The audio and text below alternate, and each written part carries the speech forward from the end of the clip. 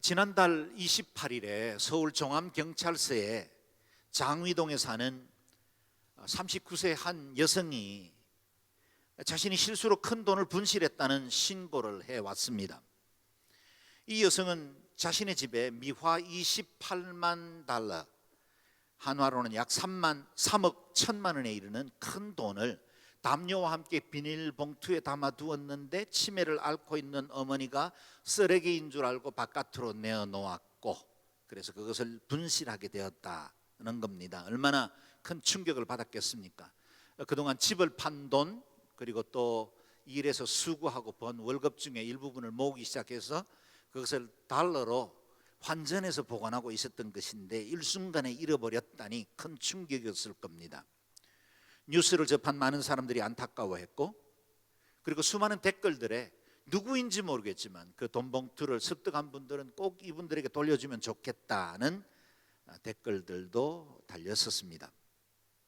신고를 받은 경찰이 현장을 조사하고 다방면으로 찾았지만 일주일이 넘도록 그 돈의 행방을 알 수가 없었고, 이 여성도 만약 돈을 돌려주기만 한다면 아무런 책임도 묻지 않고 오히려 살해하겠다는 간곡한 입장을 수차례 밝혔습니다. 그렇게 일주일이 지난 그저께 5일 오후에 그 돈을 찾았다는 기사가 다시 떴습니다. 치매 걸린 모친이 버린 줄로 알았던 그 현금 봉투가 집 안에서 발견된 것입니다. 해프닝이었죠. 그러나 그간 잠 못 이루면서 괴로워했을 수많은 날들, 그리고 이 일로 인해서 엄마를 원망하며 모녀간에 일어났을 만한 갈등을 생각하면 그냥 웃어 넘기기에는 어려운 사건이었죠. 모녀의 전 재산이라 밝혔으니 그 현금 되찾은 것만으로도 천만다행스러운 일인 것 같습니다. 그런데 여러분, 안타깝게도 많은 그리스도인들은 그의 삶 속에서 실제로 이와 같은 치명적인 실수를 하며 살고 있다는 사실입니다. 우리 안에 값진 보물이 담겨 있는 것을 알지 못하고 겉만 보고 쓰레기 봉투인 줄 알고 밖에 내다버리는 영적 치매 현상이 실제로 일어나고 있다는 것입니다. 사도 바울은 우리가 잠옷 잊어버릴 만한 때에 우리에게 영적 갱신을 통해 꼭 되찾아야 할 보배를 기억하라고 말씀하십니다. 오늘 본문 7절 말씀을 다시 자막을 통해서 읽어보겠습니다. 시작. 우리는 이 보배를 질그릇에 가지고 있는데 이는 능력의 지극히 큰 것이 하나님께 있고 우리에게서 난 것이 아니라는 것을 보여주려는 것입니다. 아멘. 사도 바울은 서로 어울릴 것 같지 않는 두 개의 존재를 대비하여 설명하고 있습니다. 지극히 가치 있는 보배, 그리고 값싸고 쉽게 깨어지는 질그릇. 여기서 보배는 여러분 짐작하시는 대로 예수 그리스도로 말미암는 구원, 그 생명의 복음을 상징합니다. 동시에 질그릇은 연약한 사도 바울 그 자신뿐만 아니라 예수 그리스도로 구주로 있는 모든 사람들, 우리 성도들을 비유하고 있습니다. 그런데 우리같이 연약한 질그릇 같은 인생에 지극히 값지고 보배로운 선물이 우리에게 담겨 있다라고 말씀하십니다. 이 비유를 통해 우리가 가진 이 구원의 복음이 얼마나 소중하고 아름다웠고 영원한 것인지를 강조하고 있는 것입니다.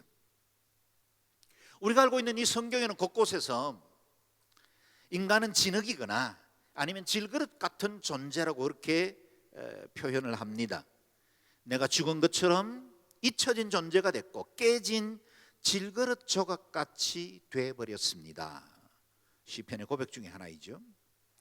바닥에 뒹구는 질그릇 가운데 하나인 주제에 자기를 만드신 분과 다투는 자야 진흙이 토기장에게 무엇을 만드느냐 하고 묻겠느냐. 피조물인 우리가 창조주에게 그 창조주의 섭리와 계획에 대해서 이의를 제기해서는 안 된다라고 말씀하는 거죠. 진흙이 토기장이 손에 있는 것처럼 너희도 내 손 안에 있다. 우리가 하나님의 주권 안에 살고 있음을 말해주는 말씀입니다. 공통적으로 가르치는 것이 무엇일까요? 인간의 연약한 실존입니다. 하나님께서 인간을 지으실 때 흙을 취하여 재료로 삼으셨고 우리는 흙으로부터 비롯되었다는 사실을 성경은 말하고 있습니다. 우리는 티끌과 같은 존재입니다. 그리고 어느 날 그 흙으로 다시 돌아가게 될 것입니다. 사람이 가진 한계와 연약함을 잘 보여주는 것이 우리의 재료인 흙입니다. 그렇습니다. 하나님의 의로우신 빛 앞에 우리 자신을 조명해 보면 우리 중에 그 누가 우리의 가진 것, 또 우리를 치장하고 있는 그 외면적인 것들로 자랑할 만한 것들이 있겠습니까? 우리가 스스로 진흙과 질그릇 같은 존재임을 부인하기가 힘듭니다. 그 질그릇에 은을 도금하고 금을 더딥힌다 한들 그 본질은 질그릇일 뿐입니다. 우리의 경험과 지식, 세상에서 자랑할 만한 수많은 것들을 우리가 장식하며 살고 있다 할지라도 우리의 안에 있는 이 죄성, 연약한 본질, 질그릇은 변하지 않습니다. 하나님 앞에 우리의 실존은 누더기 같은 존재이다 라는 것을 인정하지 않을 수 없지요. 시인이면서 동화 작가이기도 한 정채봉 씨의 아주 짧은 동화 처음 마음으로 돌아가라 라는 글에 이렇게 짧은 이야기가 소개되고 있습니다. 세탁소에 갓 들어온 옷걸이한테 한 흑은 옷걸이가 한마디를 합니다. 너는 옷걸이라는 사실을 한시도 잊지 말기를 바란다. 신참이 묻습니다. 왜 옷걸이라는 것을 그렇게 강조하는지요? 고참이 말하죠. 잠깐 입혀지는 옷이 자기의 신분인 양 교만해지는 옷걸이들을 그동안 많이 보아왔기 때문이다. 짧은 동화 같은 이야기지만 우리 인생에 시사하는 바가 많지요. 우리는 다 잠시 빌려 쓰는 인생을 삽니다. 애당초 우리 모태에서 나올 때 우리가 가진 것은 아무것도 없었습니다. 이후에 주어진 모든 것들은 어느 누군가의 희생과 수고로 인해 우리에게 거저 주어진 빌려진 것들이죠. 다시 말하면 렌트한 인생, 양도된 삶을 사는 것입니다. 세탁소 옷걸이에 걸린 옷을 자기 것인 양 착각하며 살면 안 됨을 말해주고 있죠. 또한 우리는 쉽게 깨어지는 질그릇 같은 존재임을 늘 기억해야 합니다. 강한 것 같지만, 대단한 것 같지만 우리가 너무나 작은 일로 마음 상하기도 하고 또 내 안에 있는 마음 스스로도 내 자신이 통제하지 못할 때가 많이 있지요. 내 마음 먹은 대로 인생이 풀린다면 누가 아파하겠습니까? 누가 실패하겠습니까?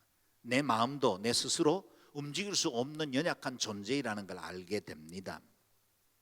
너무나 짧은 순간의 즐거움, 헛된 유혹 때문에 이후에 오랫동안 후회할 만한 뼈아픈 사건을 저지르기도 하는 우리는 연약한 존재입니다. 우리의 연약함을 잘 알아야 합니다. 그래서 사도 다윗은 이렇게 고백을 합니다. 우리의 기도 제목으로 삼을 만한 것이죠. 같이 읽어보겠습니다. 시작. 여호와여, 나의 종말과 연한이 언제까지인지 알게 하사 내가 나의 연약함을 알게 하소서. 주께서 나의 날을 한 뼘 길이만큼 되게 하심에 나의 일생이 주 앞에는 없는 것 같사오니 사람은 그가 든든히 서 있는 때도 진실로 모두가 허사뿐이니이다. 아멘. 늘 잊지 말아야 할 기도이죠. 내가 나의 연약함을 알게 하소서. 아침 안개와 같이 잠시 있다 사라질 인생을 삽니다. 설사 장수하여 8, 90을 살고 100년을 산다 할지라도 그 또한 하나님의 그 깊으신 경륜과 영원에 비하면 잠깐 머물다가는 그림자 같은 인생을 삽니다. 우리가 자랑하는 것들, 우리가 의지하는 것들 얼마나 헛된 것인지를 알게 되죠. 조금 가진 것으로 교만히 고개를 들고 편한 것에 익숙해지려고 할 때마다 우리가 고백하고 반복해야 할 기도가 있다면 주여, 내가 나의 연약함을 알게 하소서. 질그릇 같은 연약한 존재임을 늘 기억하는 삶이 지혜로운 인생 경영입니다. 그런데 그 약하고 가치 없는 질그릇 안에 놀랍게도 하나님의 그 엄청난 보화가 담겨 있다고 오늘 본문은 말씀하고 있습니다. 보십시오. 질그릇이 어느 날 값진 도자기로 바뀌어진 게 아닙니다. 금이나 은으로 변화된 그릇도 아닙니다. 질그릇의 형질은 그대로입니다. 그런데 그 안에 보배가 담김으로 가치가 달라진 거예요. 마치 하나님께서 흙으로 사람을 지으시고 그 코에 생기를 불어넣으실 때 생명이 되고 우리가 하나님의 형상을 가진 존재가 되므로 하나님의 영광스러운 하나님의 피조물이 된 것과 같은 것입니다. 그릇 안에 담긴 보배 때문에 우리는 영광스럽게 된 것입니다. 경매장에서 연신 최고가를 기록하는 밀레나 반 고흐나 크림트 같은 작품이 가치 있고 엄청난 가격을 갖는 것은 물감의 가격 때문이거나 붓의 종류 때문이 아닙니다. 작가의 터치죠. 그 그림을 그린 화가에 의해서 그 그림의 가치가 결정됩니다. 우리는 질그릇 같은 존재이지만 우리를 사랑하시는 하나님의 은혜로 우리는 보배롭고 영광스러운 존재가 되었습니다. 그래서 오늘 본문도 이렇게 말씀하시죠. 이는 능력의 지극히 큰 것이 하나님께 있고 우리에게서 난 것이 아니라는 것을 보여주려는 것입니다. 우리가 가치 있게 된 것은 우리가 가진 그 무엇 때문이 아니라 우리 안에 계신 보배로운 예수 그리스도 그 복음 때문이다 라는 겁니다. 나는 죄로 멸망받을 수밖에 없는 존재이지만 나를 위해 하나님의 아들이 십자가를 지시고 영원한 속죄를 단번에 이루셔서 우리를 영원한 저주로부터 건져주셨기 때문에 저와 여러분은 가치 있는 인생으로 변화되게 된 것입니다. 그러므로 그릇의 가치는 그 그릇의 재질에 달린 것이 아니라 그것에 무엇이 담겨 있느냐 하는 것으로 결정됩니다. 저와 여러분의 인생의 가치도 내가 지금 사람들이 평가하는 그 얼마나 많은 것들을 갖추었느냐로 결정되지 않고 내 안에 진정으로 참된 복음을 가지고 있느냐는 것들로 결정된다는 것입니다. 예수께서 천국 비유를 말씀하시면서 밭에 감추인 보화를 말씀하셨죠. 농부가 보화가 담긴 항아리를 발견하자마자 자기 집에 있는 모든 세간살이를 내다 팔아 그 밭을 자신의 것으로 삼았습니다. 항아리 때문입니까? 아닙니다. 항아리에 담겨 있는 보화 때문이죠. 저와 여러분은 연약하지만 우리는 하늘 보화, 영원한 생명을 소유하게 되었습니다. 그것은 도저히 뚫지 못합니다. 세상의 그 무엇으로도 어떤 환경과 상황도 넘어뜨릴 수 없는 보배롭고 영원한 기업이 된 것입니다. 한편 사랑하는 여러분, 만약 그것이 사실이라면 지금까지 전해진 이 말씀을 여러분이 아멘으로 받을 수 있다면 내 삶이 혹 질그릇같이 보이더라도 실망하지 않을 수 있습니다. 세상이 평가하는 외모나 학벌, 재산이나 능력이 좀 부족해도 괜찮습니다. 보배를 가진 질그릇이기 때문입니다. 세상은 겉모습, 그릇을 보고 판단을 하려고 합니다. 그러나 하나님은 우리 안에 가진 보배, 예수 그리스도를 보십니다. 눈앞에 큰 문제와 시련을 맞이해도 괜찮습니다. 조금 병들고 몸이 연약해도 괜찮습니다. 이 땅에서 때로 실패하고 관계의 어려움을 겪고 사람들에게 실망당해도 괜찮습니다. 왜냐하면 저와 여러분은 영원히 변치 않을 보배를 가지고 있기 때문입니다. 그래서 사도 바울은 그 어떤 어려움도 우리를 해할 수 없음을 이렇게 선언합니다. 8절 9절 말씀을 같이 읽겠습니다. 시작.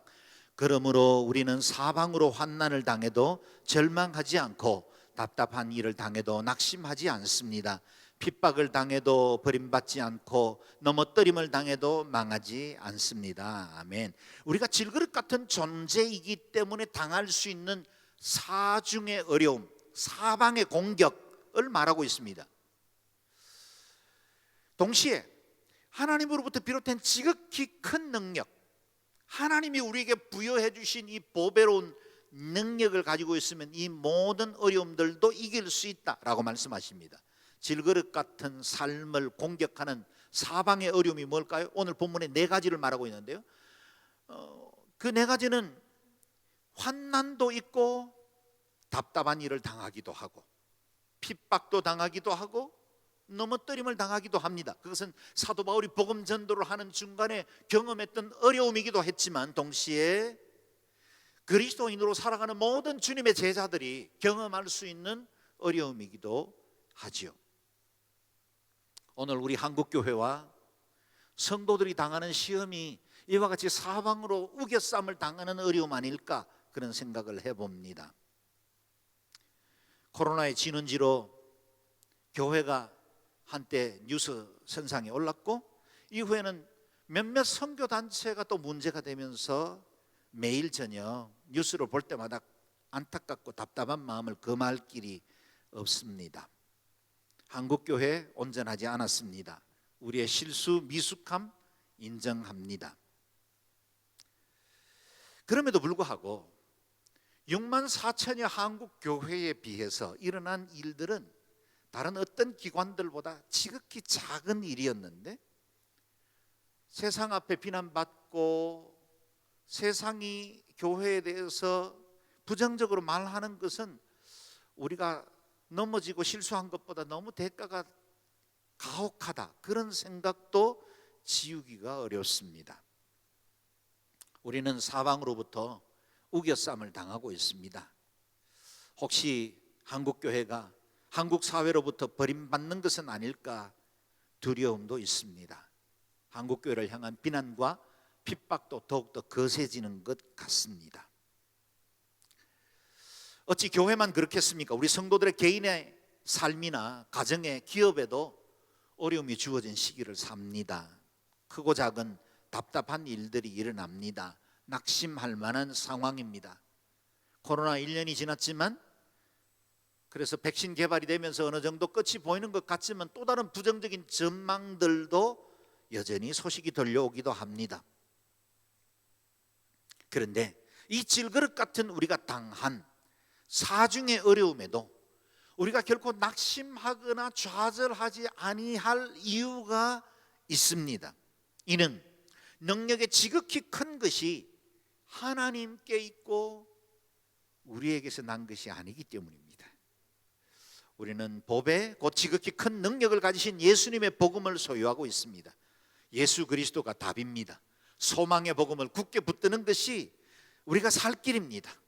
우리는 환난을 당할 수 있습니다. 그러나 결코 망하지 않습니다. 우리가 답답한 일을 당할 수는 있지만 포기하거나 낙심하지 않습니다. 잠시 핍박은 있겠지만 버림받지 않습니다. 넘어뜨림을 당할 때도 결코 망하지 않습니다. 왜냐하면 저와 여러분 생명이신 예수 그리스도의 복음을 가지고 있기 때문입니다. 이렇게 예수 그리스도로 말미암는 승리가 보장되어 있는 사람들은 사도 바울처럼 담대하게 선포할 수 있습니다. 10절 12절 같이 읽겠습니다. 시작. 우리는 항상 예수의 죽으심을 몸에 짊어지고 다닙니다. 이는 예수의 생명 또한 우리의 죽을 몸에 나타나게 하려는 것입니다. 우리 살아있는 사람들이 항상 예수 때문에 죽음에 넘겨지는 것은 예수의 생명 또한 우리의 죽을 육체 안에 나타나게 하려는 것입니다. 그러므로 죽음은 우리 안에서 역사하고 생명은 여러분 안에서 역사합니다. 아멘. 사도 바울은 복음의 핵심적인 메시지를 역설적으로 표현을 합니다. 역설이 담겨 있기 때문에 오늘 본문을 이해하는 문장이 좀 복잡합니다. 간단하게 이야기하면 이렇습니다. 십자가를 통하지 않고는 부활에 이를 수가 없습니다. 그러므로 예수 그리스도와 함께 죽으면 그 몸에서 부활의 생명이 시작된다는 것입니다.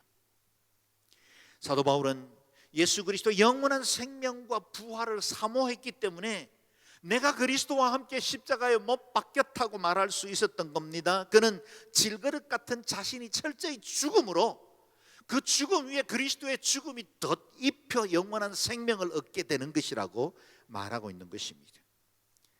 나의 죽음은 그리스도의 죽음과 만나면 그곳에서 생명이 시작됩니다. 사는 여러분, 우리는 영원히 죽을 수밖에 없는 질그릇 같은 존재입니다. 그런데 십자가, 예수 그리스도께서 우리를 위해서 엘리 엘리 라마 사막다리를 부르면서 철저히 저주받아 죽으신 대속적 죽음 앞에 조아리고 그 죽음을 나의 죽음으로 받아들이면 부활의 생명이 시작됩니다. 내가 죽어야 삽니다. 그래서 로마서에서는 이렇게 고백하고 있죠. 우리가 그리스도의 죽으심과 같은 죽음으로 그분과 연합한 사람이 됐다면, 그리스도의 죽음과 연합한 사람이 되었다면 그런 뜻이죠. 분명히 우리는 그리스도의 부활하심과 같은 부활로도 그분과 연합한 사람이 될 것입니다. 그리스도와 함께 죽고 그리스도와 함께 부활하겠다는 겁니다. 이 놀랍고 신비한 역설, 저와 여러분은 이 놀라운 역설을 가지고 있습니다. 마치 한 알의 밀이 땅에 떨어져 죽으면 많은 열매를 맺는 것과 같습니다. 예수 그리스도께서 십자가의 모든 저주와 심판을 짊어지고 죽으심으로 저와 여러분에게는 생명이 임한 것입니다. 그분의 죽으심이 생명을 잉태시킨 것입니다. 많이 죽을수록 많은 생명을 잉태합니다. 진주를 품은 조개 껍질이 깨어져야만 아름다운 진주가 빛을 드러낼 수 있는 것과 같습니다. 그래서 사도 바울은 자신의 희생이 곧 고린도 교회의 생명이 되었다고 말합니다. 죽음은 우리 안에서 역사하고 생명은 여러분 안에 역사합니다. 오늘 우리가 이와 같이 아름다운 전에서 예배 드릴 수 있는 것은 암흑 속에 있었던 조선 땅을 찾아온, 그래서 자신의 편안함과 안위를 포기하고 기꺼이 잃어버린 영혼들을 찾아온 수많은 선교사들의 희생과 수고로 말미암아 우리에게는 은혜의 복음이 들어온 것입니다. 항상 생명은 희생을 전제로 합니다. 어머니가 죽을 만큼 고생을 하면 새 생명의 탄생의 기쁨이 있게 되는 것이죠. 복음으로 고린도 교회를 해산한 사도 바울의 마음을 잘 보여주는 말씀이 14절 15절입니다. 읽겠습니다. 시작.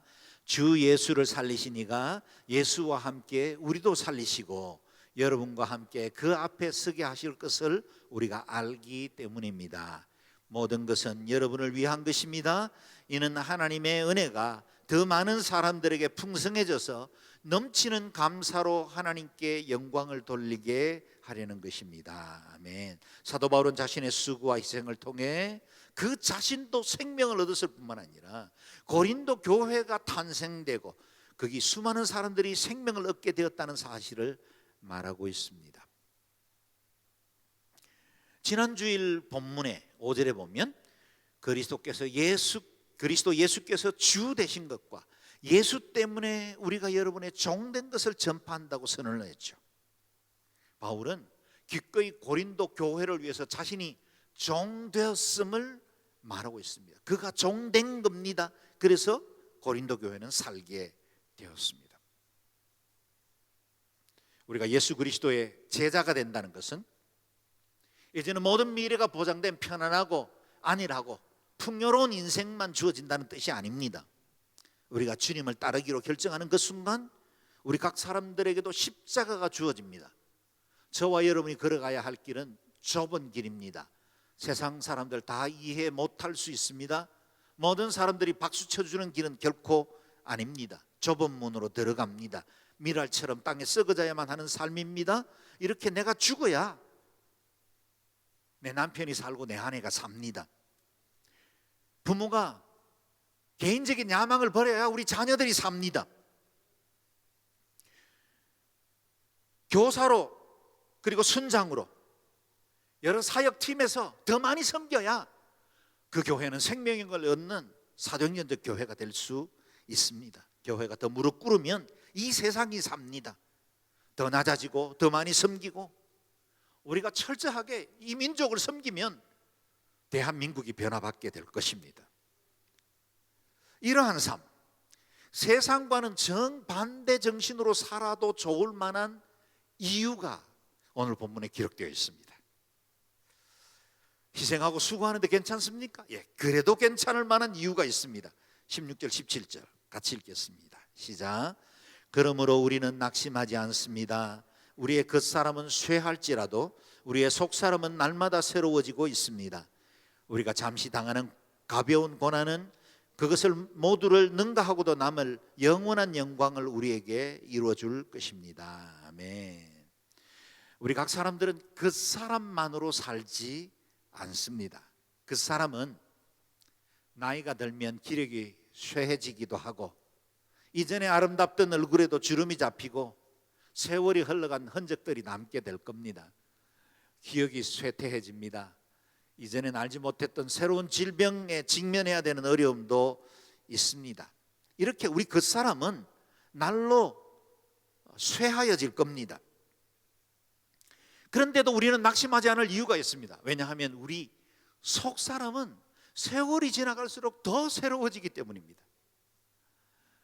여러분, 겉사람은 이전에 내가 주인이 돼서 살아가던 옛 자라면 속사람은 그리스도 안에서 거듭난 새 생명입니다.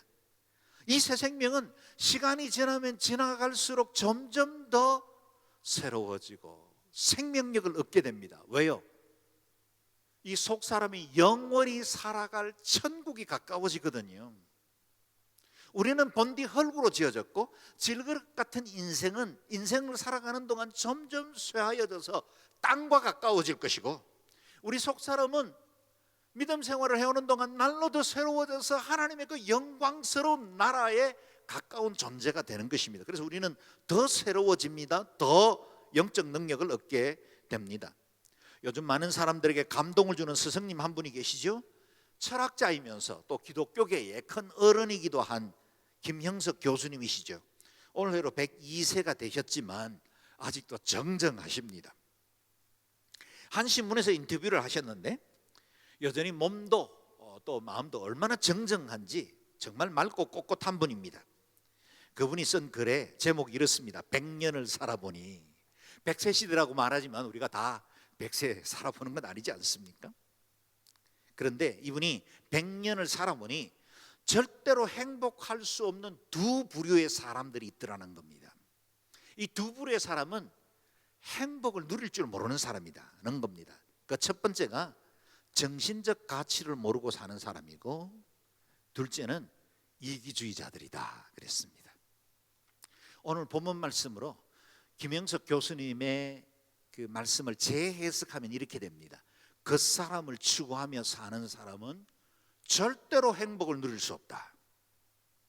왜냐하면 돈이나 명예, 권력은 결코 만족함이 없고 가지면 더 가지려고 할 것이고 누리면 더 많은 것들을 누리려고 하기 때문에 그 자는 차지 않습니다.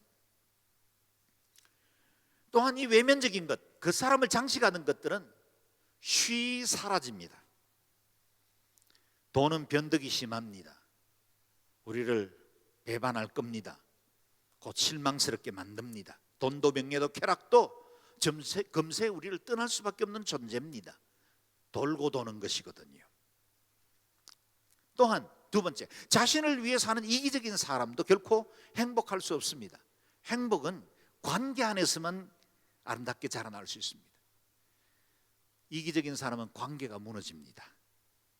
그 안에는 행복이 자랄 틈이 없죠. 언제나 자기중심적이고 자신이 우주와 인생의 중심이라고 생각하기 때문에 그런 사람과 누가 가까이 하고 싶겠습니까? 우리의 겉사람, 이 질그릇은 점점 쇠퇴해 갈 것입니다. 그래서 우리의 속사람, 영원한 복음, 이 생명을 소유하고 있을 때만 진정한 행복으로 나아갈 수 있습니다. 겉사람이 아니라 속사람을 보십시오. 그리고 나누고 베푸는 미랄 같은 삶을 사십시오. 그런 사람에게 행복이 임하게 될 겁니다. 동시에 이 땅의 질것으로 살아가면서 만나는 모든 고난도 결코 영원하지 않다는 사실을 기억해야 합니다. 17절을 다시 보십시오. 우리가 잠시 당하는 가벼운 고난은 그것 모두를 능가하고도 남을 영원한 영광을 우리에게 이루어 줄 것입니다. 아멘. 고난을 수식하는 두 개의 단어를 주목해 보십시오. 첫 번째는 잠시라는 단어이고 두 번째는 가벼운이라는 단어입니다. 사실은 고난을 당하는 모든 사람들에게 잠시와 가벼운 고난은 없습니다. 내가 앓고 있는 이 감기는 다른 사람은 뭐라고 하든지 간에 암처럼 힘들어하지요. 다른 사람이 앓고 있는 그 암은 우리가 그냥 감기처럼 여길 때가 많지 않습니까? 내게 있는 문제는 언제나 심각해 보입니다. 내가 당한 고난은 끝날 것 같지 않고 언제나 심각하고 너무너무 힘들게 이 고난을 맞이할 때가 많습니다. 그러므로 고난이 가벼워지려면, 오늘 본문처럼 고난을 이해하려면 기준점을 잘 두셔야 합니다. 그 기준점이 우리 자신이 아니라 하늘에 두셔야 합니다. 땅이 아니라 하나님께서 정해놓으신 그 기준에 두셔야 합니다. 오늘 본문에 보면 그것 모두를 능가하고도 남을 영원한 영광이라 그랬습니다. 그것을 능가하고도 남을 만한 영원한 영광의 기준점을 두면 땅에서 우리가 당하는 고난들, 우리가 경험하고 있는 팬데믹들, 기업과 일터, 우리 몸에 일어나는 크고 작은 어려움들에 대해서도 우리가 능히 이겨나갈 수 있습니다. 그 영광을 기준으로 보면 우리가 당하는 모든 고난은 잠시 있는 것입니다. 그리고 가벼운 고난이 될 것입니다. 그리스도의 제자로 살아가는 동안 겪을 수 있는 모든 고난들, 그것은 하나님의 나라 영광에 보면 잠시 있는 것입니다. 가벼운 것입니다. 로마서 8장에도 비슷한 말씀이 있지요. 같이 읽어보겠습니다. 시작. 자녀이면 또한 상속자 곧 하나님의 상속자요 그리스도와 함께한 상속자니 우리가 그와 함께 영광을 받기 위하여 고난도 함께 받아야 할 것이니라. 생각하건대 현재의 고난은 장차 우리에게 나타날 영광과 비교할 수 없도다. 아멘. 사랑하는 여러분, 이 약속이 저와 여러분의 보배입니다. 생각건대 현재의 고난은 장차 우리에게 나타날 영광과는 좋게 비교할 수 없는 것입니다. 우리가 지난 주일에 이어서 2차로 선교헌금 작정을 하는 이유는 뭘까요? 모든 성도들이 가든지 보내든지의 삶을 살게 하기 위한 것입니다. 선교를 온누리교회가 이렇게 강조하며 지난 36년을 달려온 이유가 무엇일까요? 아직도 이 생명의 복음을 알지 못한 채로 그 사람만 바라보고 질그릇 같은 인생 의지하며 살아가는 사람들이 너무나 많기 때문에 이 복음 전하기를 원하는 겁니다. 이 생명 전하지 않을 수 없기 때문에 우리는 선교적 교회로 여기까지 달려온 겁니다. 이 땅을 사는 저와 여러분, 우리는 비유컨대 입주하지 않은 최고의 빌라 맨션에 분양을 받아두고 이사할 때를 기다리는 가족과 같은 삶을 삽니다. 이 땅에 사는 동안 나그네로 살고 새빵살이 같은 인생, 때로는 서럽기도 하고 때로는 억울한 일 당해도 괜찮습니다. 힘들 때마다 분양권 한번 꺼내보면 됩니다. 이사갈 날만 기다리면 되는 거지요. 오늘 18절 말씀이 그걸 말해주고 있는데요. 같이 읽겠습니다. 시작. 우리가 주목하는 것은 보이는 것들이 아니라 보이지 않는 것들입니다. 보이는 것들은 잠깐이나 보이지 않는 것들은 영원하기 때문입니다. 아멘. 눈에 보이는 것이 실제 같지만 그것이 그림자이고 눈에 보이지 않는 것이 실체이고 영원한 것입니다. 사랑하는 여러분, 지금 여러분은 어디 보고 계십니까? 땅을 보지 말고 하늘 바라볼 수 있기를 바랍니다. 환경과 상황 바라보지 말고 우리 안에 있는 보배로운 그 생명의 복음을 볼 수 있기를 바랍니다. 혹 겉봉투만 보고 쓰레기장에 내어버린 그런 일은 없습니까? 잘 찾아보시면 여러분 안에 여전히 값진 보배가 담겨 있습니다. 그 보화를 찾으실 수 있기를 바랍니다. 그리고 그 보화를 누리는 인생 될 수 있기를 바랍니다. 잠시의 고난 때문에 영원한 영광을 놓치는 비극이 없도록 보이지 않는 것, 영원한 것, 하나님의 나라 사모하며 살아가는 여러분의 일평생이 되시기를 주의 이름으로 축원합니다. 아멘. 기도하겠습니다. 기도할 때 우리가 짧게 함께 합심해서 기도합니다. 여러분의 목소리로, 여러분의 입으로 고백할 때 하나님, 땅에 있는 잠시의 고난에, 또 땅에 있는 잠시의 즐거움에 우리의 마음이 빼앗기지 않게 하시고 영원한 영광, 하늘나라 그 기업을 바라보며 살아가는 저희들 되게 도와주옵소서. 우리 가정이 믿음의 견고히 서게 주옵소서. 함께 기도하겠습니다.